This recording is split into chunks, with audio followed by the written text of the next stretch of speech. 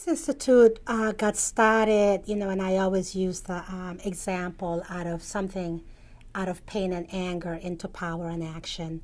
In 1993, 5 days before Christmas, my oldest son, 15-year-old Louis Brown, was shot and killed as he headed to a Christmas party for the group he belonged to, Teens Against Gang Violence, and Louis was caught in the crossfire of two rival gangs.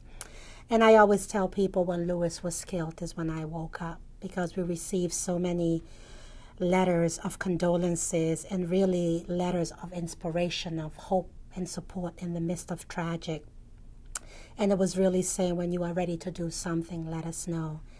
And it was through Louis's death that we wanted to really bring his vision to fruition.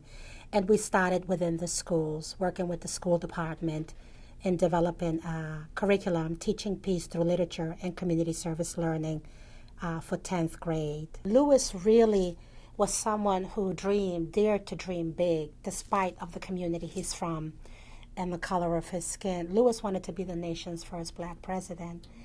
Here is a young man growing up in an urban setting where all they show about urban community is when violence happens, and the fact that young children or teenagers really don't aspire to anything.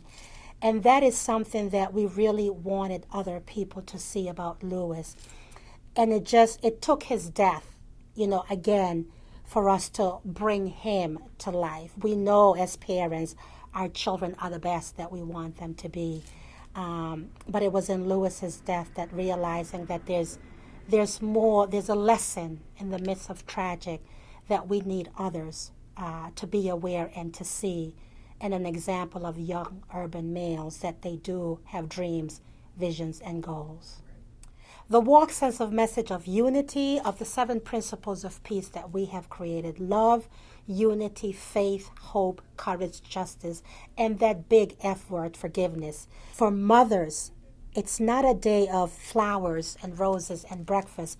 It's really a day of mothers taken to the street and saying that we as mothers will not allow our children to go to kill another mother's child. So it really was that coming together of saying, this is not who we are. We are better than this.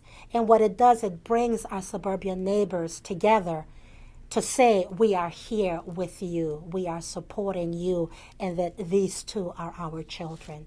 And to show our community is much more than what is seen, on the front page of a newspaper or on the evening news in the summertime, June, July, August, and September, when we know violence is on the rise. It's again for us to say we are more than that 1%. There's 99% of this community that is doing amazing work, and how do we celebrate that in the midst of the pain and chaos that's happening on a daily basis? Ooh, Lord, how do people make peace with personal loss? So you see, this is, again, struggling with this, but again, I'm going to start with self. I'm really going to start with self because that's the journey that I have been on. There's a lot of inner work that must be done, because we are all messed up before something tragic happens in our life. And the journey to inner peace is one personal, and it's a personal journey with God. It is truly that personal journey. And that's where we confuse this notion of peace. We are great at out of peace. We are, we rallies and we vigils and we marches and we come out and we have the phrases. Yet when the cameras go off and the doors shut, there is no inner peace. There's a sense of turmoil and hatred and anger and confusion and that thirst for revenge that lashes out in what we see is happening within our community and across the country in terms of violence. And it is that journey. And from that personal approach, that's a part of the work that we do. When Louis was killed, I did lose my faith. I lost my faith because I realized, how can a God allow this to happen? Because that's what you hear. That's what a lot of ministers tell you, it was God's will. God won't give you more than you can handle. Well, tell God where to go and how to get there. Yet, it's again providing that space that we've got to do some inner work and truly provide a safe space where healing can begin to happen, reconciliation can begin to happen, yet starting with self. I cannot show peace if I don't know what that means. And peace, again, is a journey. It is not a destination. You know, we use 7 principles, and those are love, unity, faith, hope, courage, justice, and forgiveness. Yet there's so many principles on that journey. And if I don't have love within me, how am I going to give it to anyone else? And in the midst of my pain, I have to reflect, what would my child want me to do? How could I? What is the best way to honor him? And at the same time, I have my 2 living children. So many times what we do is we become so consumed in keeping the memory of our dead child alive. We are working for peace that's out of peace. And then we forget that we have living children. And then they go on to this chaos and confusion because we have not brought them in and shown them the love. And then we're promoting man's peace again versus God's peace. So it's a journey. It's a personal work that we must all do. And, you know, for me, being here 19 years later after Lewis was killed and seeing that we're beginning to talk about peace, it's that out of peace, yet understanding you've done good. And at the end of the day, you know, if my time is done for this work to be done, I know I can stand before God and he will say, well done, my good and faithful servant. And that's that journey, and that's that peace. But it's not easy to promote. Why I chose to stay and why I chose to have the headquarters, you know, choices. That's an amazing question. And I'm going to say only 19 years later, I'm understanding that the choice was really, what's the word that I want to use? Again, I don't want to sound too preachy or too churchy, but understanding that it was ordained for me to be here. It's again, I could have gotten up and yes, leave and have the Peace Institute someplace else, but then it wouldn't really have the impact that it needs to have being in the community that you're serving, where people know and understand here's a place of teaching, healing, and learning. And there's no better place to be. I remember when someone would ask me that question before, the way I used to respond was, this was my way of taking my revenge. This is how I sought revenge. A revenge to create peace, as opposed to a revenge to kind of continue the violence, and I don't want to use the word running away, because you can do your work from anywhere you're called to do the work. But I believe as the Peace Institute, we're called to do our work in the heat of where the violence is going on. Yeah, you know, Dorchester, again, I came here when I was 10 years old, and I tell people I didn't realize I was poor until I came to this country. You know, coming from Honduras where, you know, there's poverty, but yet if you have 3 meals a day, you have a roof over your head, you have clean clothes to wear, you have the basic necessities, and you have a family and community, you're rich. You know, coming to this country, realizing the division and the diversity and the emphasis that's placed on materialistic things was really an eye-opener for me. And realize coming to the school, you know, I look African-American, yet I speak Spanish. So coming here, I had to balance with my peers. Now being 10, 11, 12, 13, trying to navigate, you know, you have the African-Americans telling you, go back, to the banana, to your country, the banana boat. You have the Spanish or the whites, telling you that you don't belong here because you don't speak the right English. And as a child, I could have used that as a way to regress and to feel the hurt. But instead of allowing that to hinder me, I use my diversity and my culture to add to what's already here and what's already ingrained in a society, and saw that as a way to leverage and to really kind of broker peace between the different cultures. And being able to realize that there's just so much richness that Dorchester has, and how to celebrate, and how maybe not understand someone else's culture, but to be aware that that's what makes Dorchester, the richness that we have. So when I travel across the country and, people say, oh, you're from Boston. Yes, but I'm from Dorchester, Massachusetts, because I want people to see the goodness that's within our community, and that each community makes up Boston. Boston doesn't make up Boston alone. Boston is made up from the richness of the different communities and the diversity and the makeup that we all have and that we all bring is what makes Boston a great city. What is the greatest problem that Dorchester faces?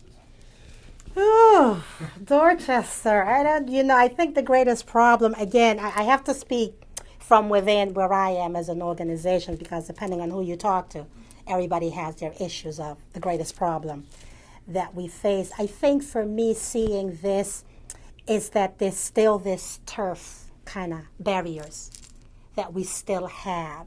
When we break down North Dorchester, South Dorchester, and different little blocks, and then, the Cape Verdean side and the Asian side and the Haitian side. So I think it's still the division that we face and the barriers that are placed within Dorchester, that the boundaries that are set that divides us. That's, again, I'm going to speak from a personal perspective, a community-based organization that knows the assets of Dorchester, but yet still sees this division piece. I want to make sure it's from Tina. Right. And what's the greatest cause of this problem? Is there a lot of gang activity? Is there? No, because when you hear, and that's an amazing question, and this is what we know. It's 1% of the population that's creating the violence. 1% of the population. Yet, that's the attention that is given to. So it's not even the gang violence. Because, and again, I'm going back, I'm focusing on Tina and this organization, and going back to what Lewis would ask the question, why is it that adults are always blaming the youth? Why is it that every time something is wrong, it's always the youth and gang violence? And when something great happens, every adult takes the credit. So that it's an amazing question that you ask that, and I pray that again no one sees this as me saying there's not gang violence or youth violence.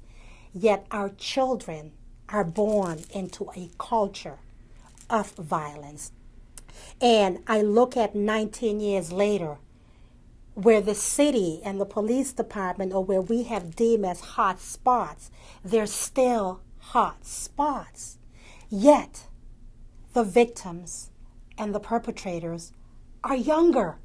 They were not even born yet. The issue of youth and gang violence is still the same. And it comes, we give it attention again at certain time of the year. So no, it is not gang violence because it's 1% of the population. So it goes deeper than the children that are creating the chaos and confusion. Excellent. What is our responsibility as a community to lower the amount of violence in Boston? Oh, hallelujah. Okay, I'm sorry.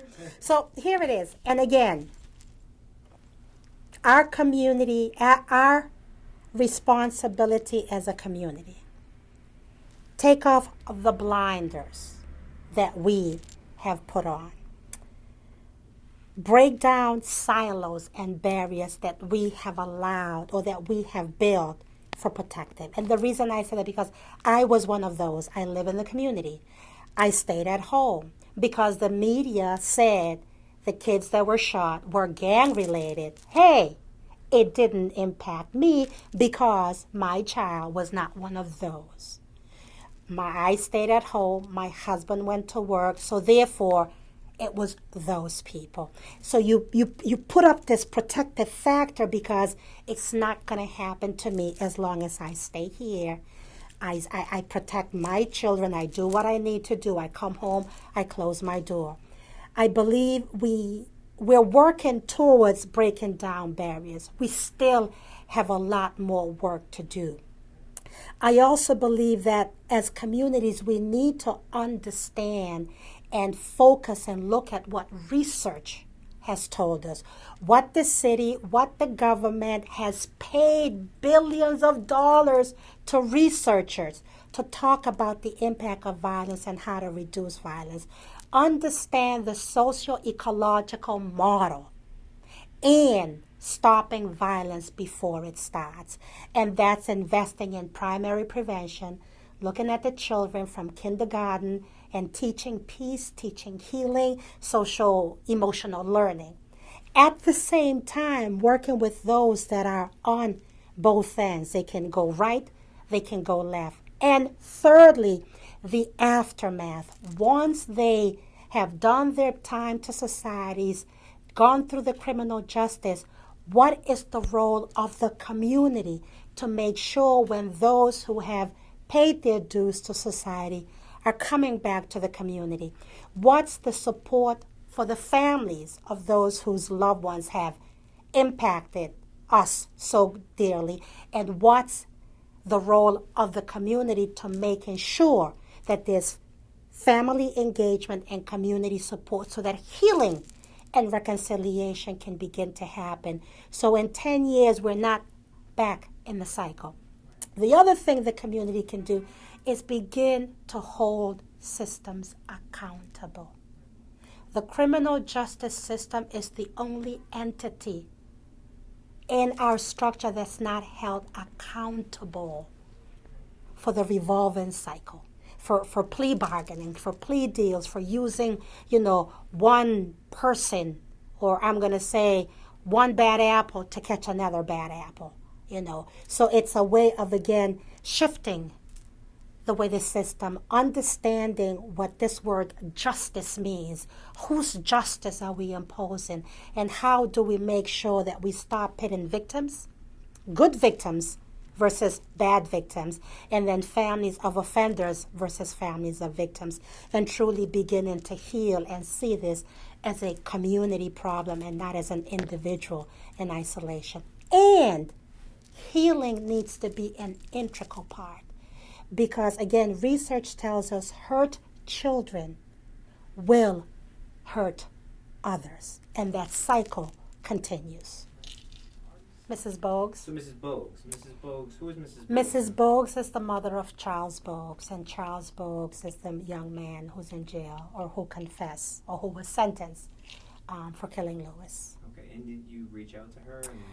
I reached out to her. Well, actually, I tried very hard with our system, our police department, our district attorneys, to really connect with her because Mr. Bogues was a Boston police officer.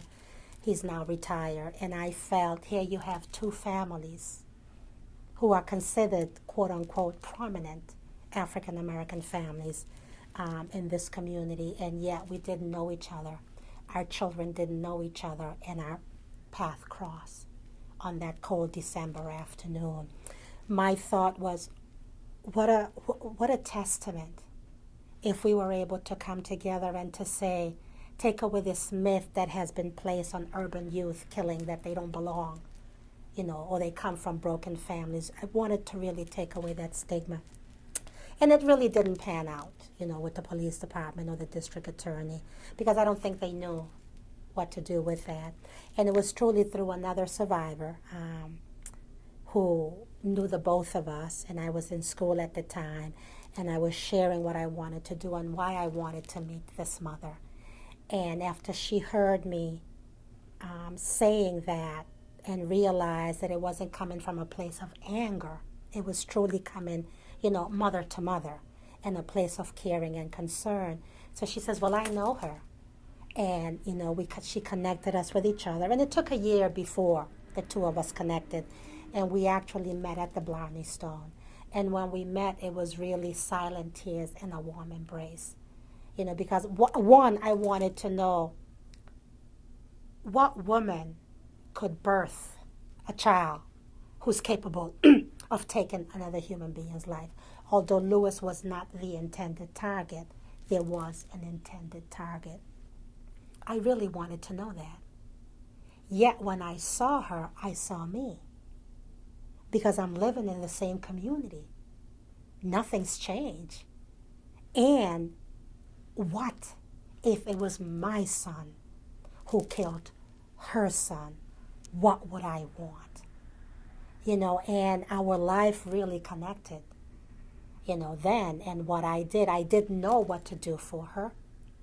Yet I realized she was suffering in silence because there was really nothing that was there to support her. So what we did was looked at other mothers whose children were in prison, some of them very high-profile murder, and we brought them together. And they created a support group called Moms, Massachusetts Mothers on the Move, really providing a space for these women to go through what they're dealing with and how do they, again, deal with the shame and pain, begin their healing process. And through that, a lot of these women went on to start their own program, Let the Healing Begin, Mothers with Courage. And she continued to stay with us, and she volunteers once a week. And we're actually getting ready to launch a project with Visions Inc. and Spam Inc., who deal with reentry, to really look at a model and have her be that voice, because we tend to forget that those families whose children are pulling the trigger are also impacted. And how do we add their voice to addressing the issue of youth violence, gang violence, and gun violence, and providing that platform. But before the platform can be provided, there's inner healing that needs to happen. So when they're put out there and say publicly, my son contributed to, the shame is not based upon that. They can deal with it and move forth, so that we don't wait till families, loved ones become victims to then want to talk to the victims, that we're looking again at both ends. So hopefully she would be, without her, I'm only Tina Chery. With her, we are the fullness and a part of the missing link, again, to bring about wholeness and healing and wellness, and really bring about peace to our city, because we're one and the same. In urban settings, we are one and the same, and so is in suburban settings. Young whites kill young whites, young blacks kill young blacks. So we're this principle of unity in action. Excellent. All right. I believe that the media is both. And again, again, I always have to come back personally. When Lewis was killed, it could have gone anyway. Because in the early 90s, it was the height of the gang violence. So Lewis was just another black child that was shot on the streets. Yet, once the media found out that, again, he was an innocent, kid, he was going to a Christmas party, and also because we had a network of families that really protected us. We were able to shift the way the media was portraying yet another black family with a media statement. We didn't talk to anybody until we were ready to talk, and they respected that, and they came in. So it's both and, Yet at the same time, it's again, there's some education that needs to happen with the media because it's not the reporter reporting, it's whoever is making the decision. You know what they said, if it bleeds, it leads.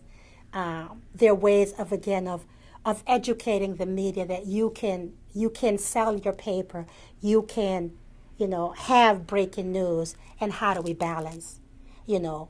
And one of the things is the same way you have a crime reporter, a weather reporter, a sports reporter, a political reporter, have a peace reporter.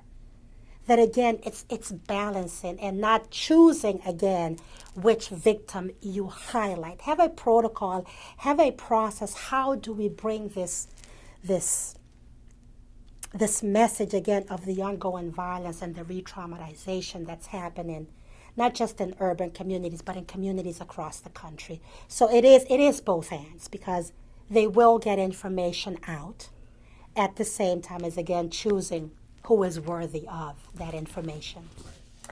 I don't know if, well, I shouldn't. I've seen, I'm not going to say just Dorchester because there are few movies that I've seen that have been bad. Again, what's the one with Leonardo DiCaprio? I think it was in South, what is it called? Oh, the Departed? The Departed. There were a few that happened in South Boston. I think Gone Baby Gone was filmed. Right, and I think the one in Mystic, but that wasn't in Dorchester. And then Blue Hill Ave, there was one that's really old. Right. Which again they show one side of Dorchester because that seems, what Hollywood or people believe that that's what sells. Yet again, it goes back to us as individuals and as families and communities. We are the consumers. And if we don't look at it and if we don't buy it, then they will not be able to do it. So it is portrayed in a negative light. Yet again, we conform to it. Right. So I don't know if that answers the question. Right. No, That's a loaded question. 40 years ago, I was 12. Yet I do believe Boston has come a long way. And, I look at these women with great admiration because they are doing something much larger. I see myself as a very small speck compared to these women that are doing amazing, amazing work, yet not giving up because the path has been paved and seeing there's much more that I need to learn and I need to do. Yet, for minorities, we still got a long way to go. Being, a minority woman, and not just minority, also not of African American, my culture. Also, it's we still have a long, and I'm going to say a long, long way to go in this because I can see myself doing amazing work, and people will say, "Oh, it's easy for you to get funded." Yet, when we go up for funding, while we're doing the work, the funding does not come easily, and it's a hard thing to say. And I've asked, "Is it because, I'm a leader of color in a world, of women, or in a world that's primarily, led by, white allies?" And it's a hard subject to bring up, yet it's an important part of this subject. And thank you for that question, because only when we talk about things that hinder us, that we know, that elephant in the room, that we know are hindering blocks, and be able to provide the safe space to address these and to talk about these without blaming, shaming, or attacking anyone, then we can begin to move things forth. So within another 40 years, we'll be at the table as equal partners. Right.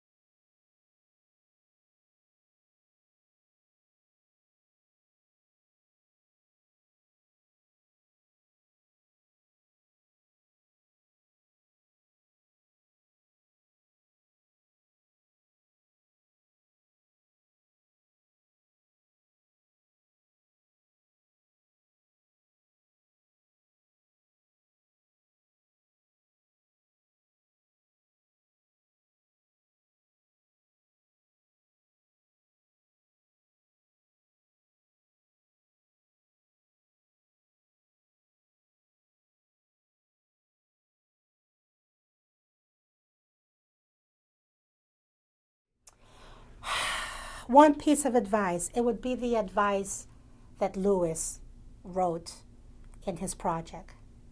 Work smart, not hard. Do the best you can and not what others expect to see.